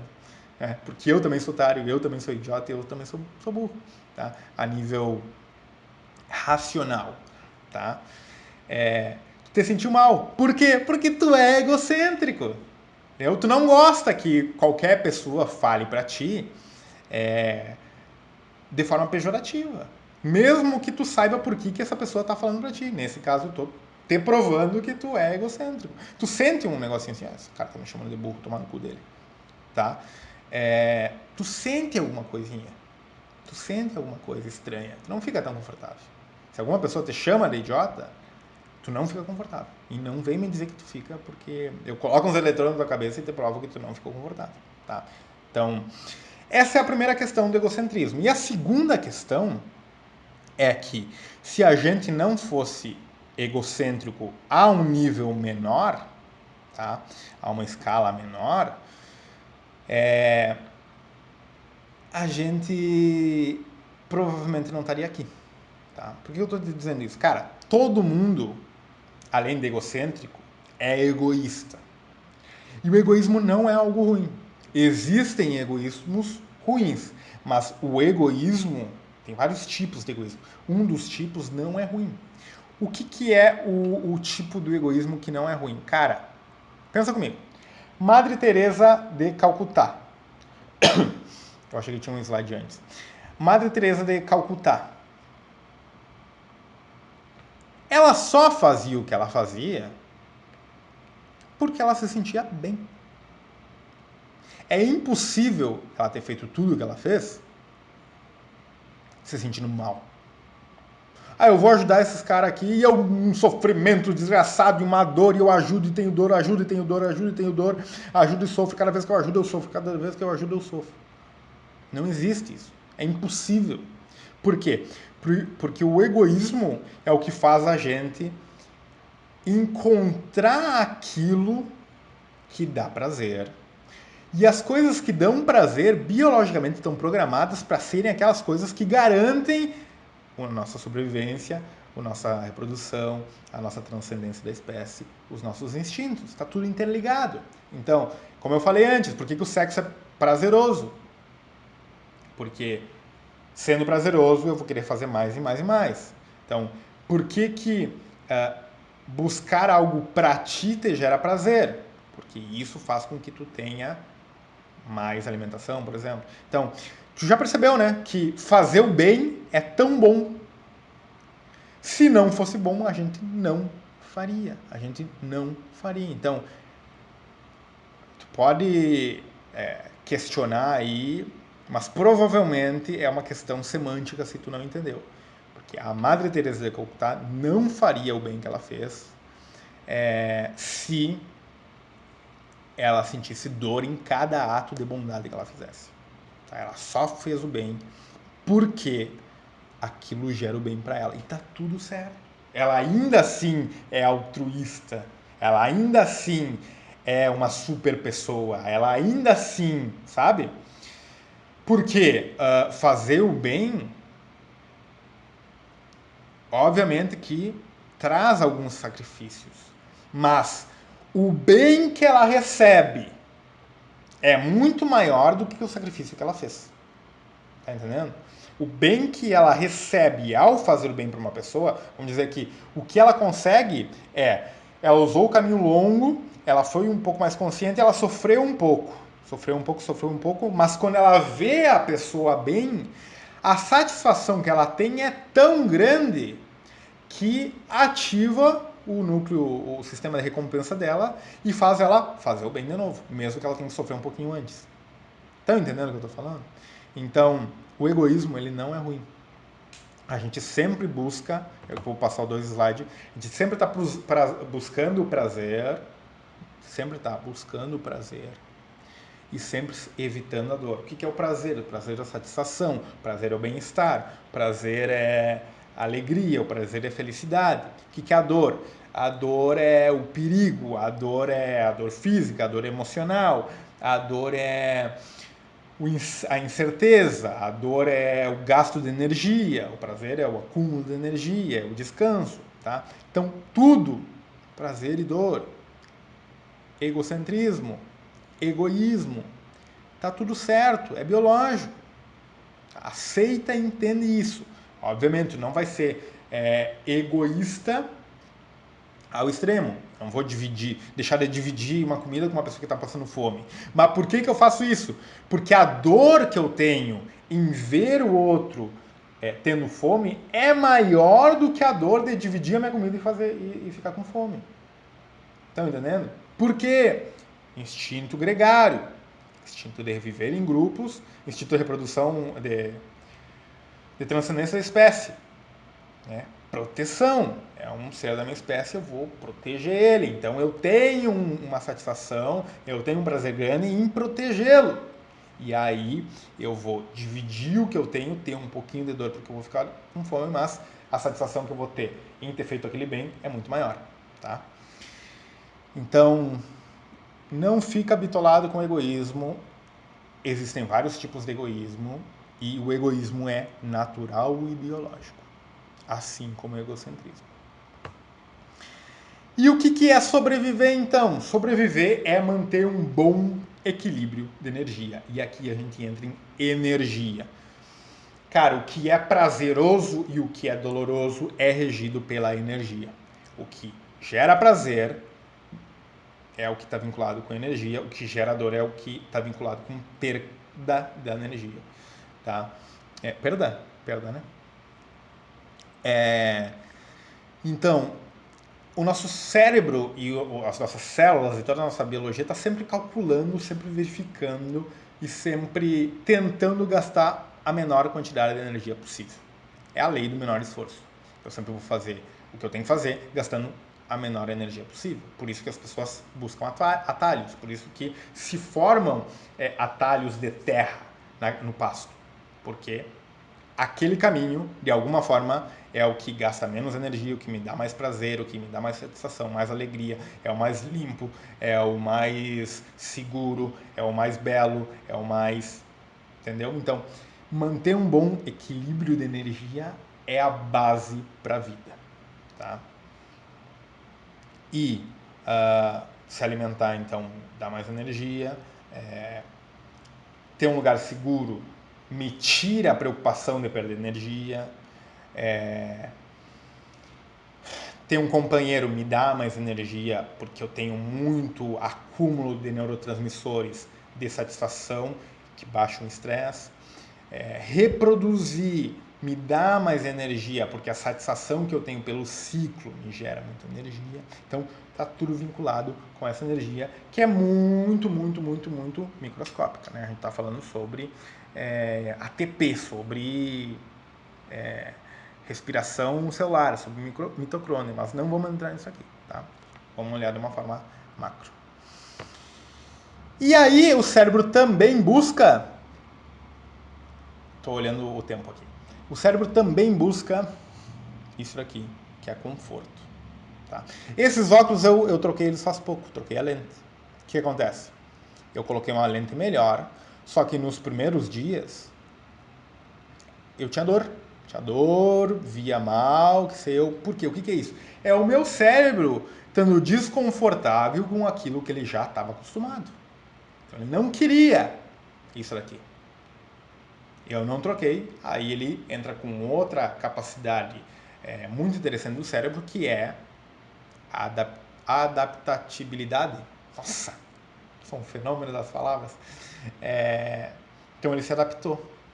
Então o cérebro está sempre buscando conforto, porque conforto é sinônimo de sobrevivência. Quanto mais conforto eu tenho, mais sobrevivência eu tenho.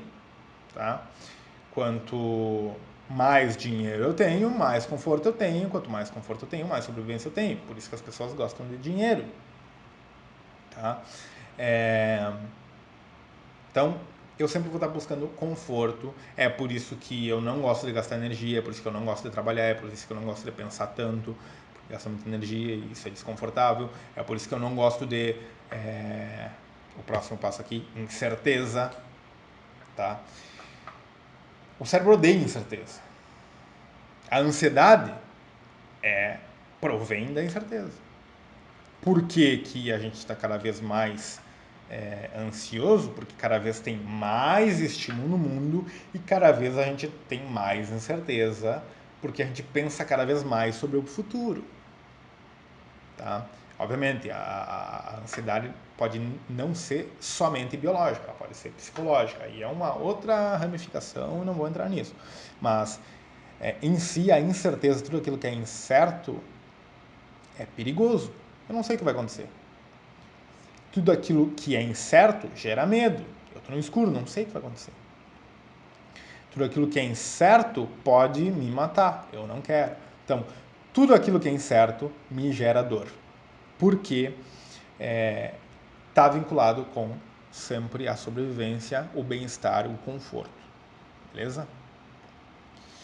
E aí, essa imagem ilustra o que tu... E agora eu vou ter ferir de novo o teu ego.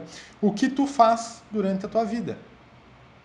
Tu é tu. E tu tá dirigindo um avião sem saber dirigir o avião. Tu tá no piloto automático. Por quê? Eu liguei o piloto automático e o avião anda. E ele responde às situações que foram programadas. Né? Os instintos são, então, esse nosso piloto automático. As emoções são esse nosso piloto automático. As respostas do caminho curto são esse nosso piloto automático.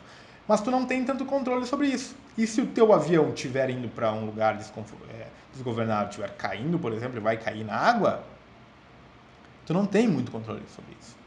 E a primeira coisa que tu precisa saber para ter controle sobre isso é como isso daqui funciona. Então a gente teve aqui quase 2 horas tentando dar uma primeira ambientação de como o cérebro funciona. Tá? Com isso, tu já tem várias ferramentas para despertar a tua curiosidade, para entrar mais a fundo em como o cérebro funciona. Porque senão, cara, tu vai estar naquela corrida dos ratos. Nasci, estudei, trabalhei, encontrei um parceiro, uma parceira, reproduzi, filho, ganho dinheiro, dou dinheiro pro filho, e tu vai estar naquilo todo o tempo, todo o tempo. E quando começa a pensar nisso, isso é bastante frustrante. Então, a gente está no piloto automático, a gente vive isso. Sim, existem propósitos, tem pessoas com propósito, tem pessoas que lutam por algumas outras coisas. Mas se a gente for um pouco mais a fundo, o que as pessoas buscam? Geralmente buscam aceitação, aceitação dos pais, aceitação da sociedade, serem reconhecidos, egocentrismo. Às vezes elas buscam melhorar o mundo de fato, por quê? Porque ao melhorar o mundo, elas se sentem bem por elas serem as responsáveis por melhorar o mundo, e aí elas têm a satisfação disso, egoísmo, tá? Então, se tu começar a olhar, de fato, tudo é muito piloto automático. E é muito importante que tu entenda como o teu cérebro funciona para que tu comece a ter controle sobre a tua vida. Porque, muito provavelmente, até hoje, tu teve pouco controle da tua vida. E é feio falar isso, é difícil falar isso, é dolorido, mas é uma realidade, tá? Se tivesse como metrificar isso, a gente conseguiria metrificar que, sei lá, 95% das pessoas não tem controle sobre a sua vida. Tá? Chutei um número qualquer, tá? Não vai me empalar por isso, não vai me torturar por isso, tá bom? Então, a neurociência é sobre maturidade. Neurociência é sobre maturidade. O que a bota do cérebro faz é sobre maturidade. Eu quero criar pessoas cada vez mais maduras, porque elas entendem como os processos delas funcionam, elas entendem quando elas estão propícias para tomar uma decisão, quando elas vão tomar uma decisão errada, muito provavelmente, quando elas estão fazendo alguma coisa instintiva, quando elas estão fazendo uma coisa um pouco mais complexa, quando elas estão gastando muita energia, quando elas estão gastando menos energia, quando elas vão conseguir se relacionar com uma pessoa, quando elas não vão conseguir se relacionar com uma pessoa. Então, neurociência sobre maturidade, é isso que eu estou fazendo aqui. Eu te agradeço enormemente por ter ficado aqui 2 horas comigo, aprendendo um pouco mais sobre como o cérebro funciona. E isso daqui é só o começo. Tem muita coisa para te aprender. Muita coisa para te aprender. Então, se tu tá comprometido a melhorar a tua maturidade, a te desenvolver, a ter controle em si das tuas decisões e bater algumas metas na tua vida, porque eu sei que tu tem algumas vontades, tu precisa saber como é que isso daqui funciona. Então, por último, além desse slide totalmente aleatório que não tem serventia nenhuma, eu vou te pedir para ti, para encerrar, fazer um story aqui do conteúdo e postar e me marcar. @bota no cérebro. E se tu quiser depois dar uma olhada no YouTube também, tem aqui o YouTube. De novo, muito obrigado por essa aula. Faz um story, me marca para eu saber que tu assistiu a aula. Se tu tem muitos problemas, não sabe como o teu cérebro funciona e tem aquela coisa chamada vergonha, porque tu não sabe como ela funciona e não quer publicar de forma nos stories para todo mundo, tu pode me mandar no privado, tá? Se tu ainda não aprendeu como a timidez funciona, me manda no privado que eu vou te ajudar com a timidez. E aí algum dia tu vai conseguir postar e me marcar no geral, beleza? Muito obrigado de novo. Obrigado por ser foda, ficar 2 horas aqui comigo. Espero que tenha sido de valia esse conteúdo para ti. Espero que tu siga comigo aqui para os próximos passos da bota, para os próximos passos do cérebro. Vamos botar de uma vez por todas essa informação no cérebro, vamos botar no cérebro, porque esse é o único caminho. Um grande abraço!